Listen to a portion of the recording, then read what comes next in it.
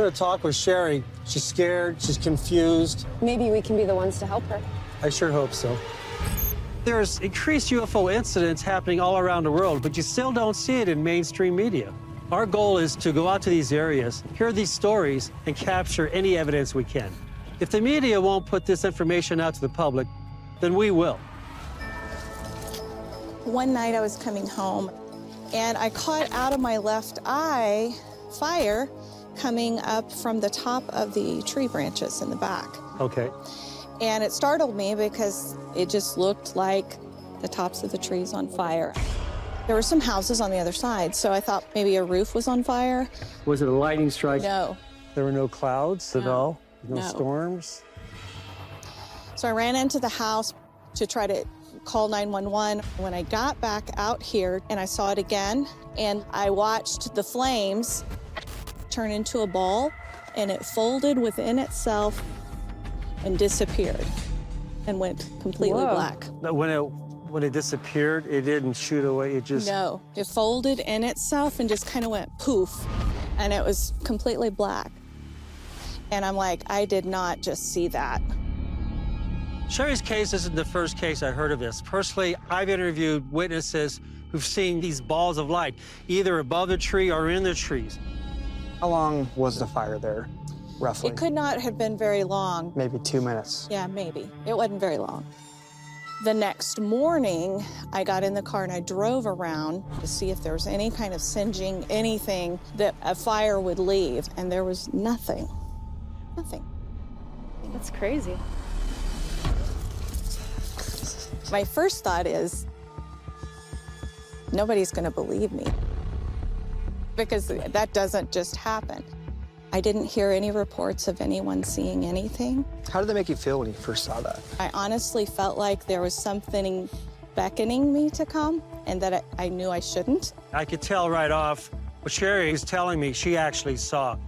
At no time was there any indication that she was exaggerating her story. Do you think you're in any kind of danger? Yes. So I was worried that it had escorted me home that night.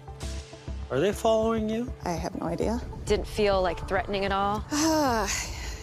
That I would just say I felt a sense of I shouldn't go any further.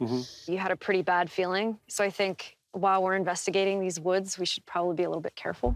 Absolutely, yeah. Especially since we don't know what it was. Exactly. You know, when you first saw it, you could think, well, that could be a fire. But when it folded and went away? I had never, ever seen anything like it, and I never saw that again. From an investigator's point of view, what we want to do is go out there and shoot some full spectrum, hit it with a Geiger counter, maybe a FLIR, check it all out, see if we can find any evidence. Well, this is definitely something that we need to look at. Yeah. Chuck and the team venture into the woods in search of residual evidence. Radiation, electromagnetic energy, burn marks, anything that could link Sherry's sighting to potential UFO activity. Hey guys, be careful, be on high alert. If you hear anything, if you see anything, call it out.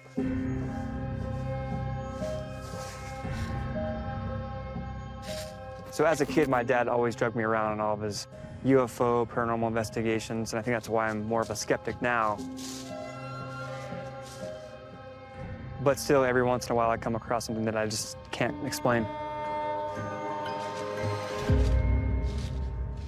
I've been doing this for so long, there's certain reports, like Sherry's, I know that evidence will still be here. So when I'm walking through the woods behind Sherry's house, I'm not looking on the ground. I'm looking on the top of the trees, because that's where the evidence is going to be. I think I found something.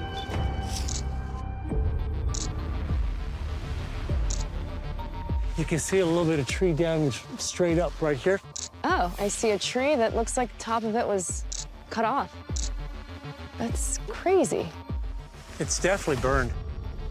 Some of the signs I've seen where lightning strikes is actually an explosion of the tree itself. But in Sherry's case, we only see burning on the top of the trees, which tells me that what Sherry saw was definitely not a lightning strike. If you look back from here to the observation location where her car was parked, it definitely falls in line to where she was. Whatever she saw, this is the spot. Yeah, I agree.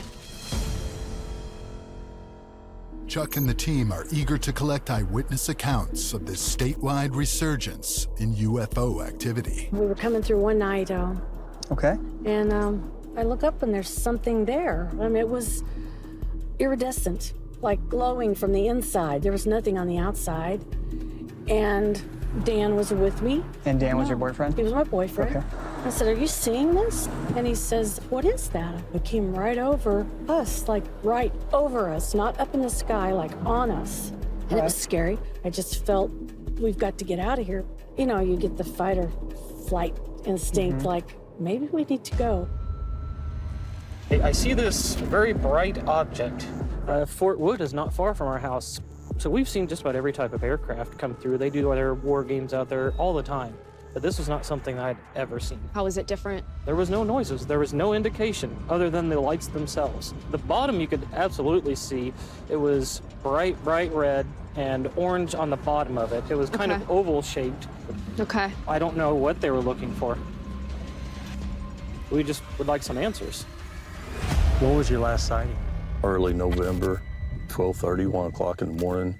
Me and a buddy of mine had been out driving up through his field, and all of a sudden there was two lights in front of us, just like they were chasing each other, both round spheres. One had a big light in the center of it, and the other one had several different lights around the edge of it. Now, there's a military base nearby. You could tell the difference between airplanes, conventional aircraft. It was getting daylight, and you could see them pretty plain. It hovered over us probably for 10 minutes. Any sound, any noise? No sound. I wouldn't have never believed it if I hadn't seen it with my own eyes. It make the hair stand up on your head. Freaked me the heck out. You didn't happen to have a cell phone on you. I did. So you've got pictures of some of the stuff that you've seen? Oh, yeah. I've seen these things at night. I've seen them during the day. Out of all the sightings that you've had, which sighting really sticks out? The deer thing is still a strange deal with me. I'm still kind of freaked out about it. Can you tell me a little bit more about the deer? It was deer season. I was hunting. Seen all the deer coming out of a holler. These deer didn't look right. Just like they're a hologram or something. You couldn't exactly see through them. They were like real dark and real dark-eyed, and they would just move real slow, kind of like they was spotters. Just kind of watch you. It wasn't a hallucination or anything like it. It was real. I've hunted and killed enough deer that you could tell the difference. I took a couple other guys with me a couple days after I seen them and was seeing them again. So you've actually had witnesses with you that seen these two? Yeah. This is in the same area that you've seen lights? Yeah. Do you think we're being studied? Oh, I guarantee it.